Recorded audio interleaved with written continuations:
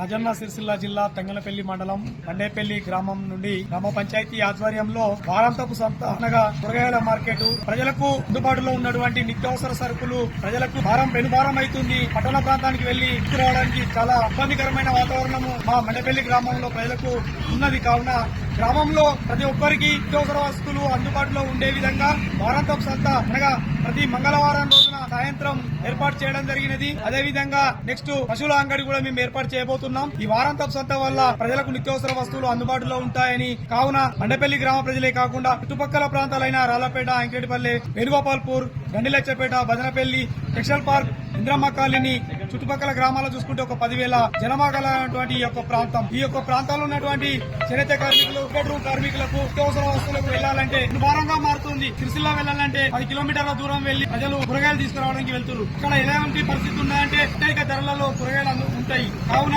ప్రజలకు అందుబాటులో ఉండే విధంగా చౌక ధరలలో మేము మాట్లాడినాం. మండపల్లి గ్రామ ప్రజలకు తెలియజేయడం ఏమనగా ఈ రోజు మధ్యాహ్నం 3 గంటలకు మండపల్లి ఎల్లమ్మ కమాన్ కసిరిగడ్డ వద్ద కూరగాయల మార్కెట్ సంత ప్రారంభించబడుచున్నది. ఈ సంతలో రకరకాల కూరగాయలు, నిత్యావసర వస్తువులు తక్కువ ధరలలో లభించును.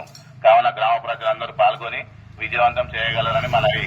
ఈ సంత ప్రతి మంగళవారం నిర్వహించబడును. ఇట్లు గ్రామ పంచాయతీ మండపల్లి.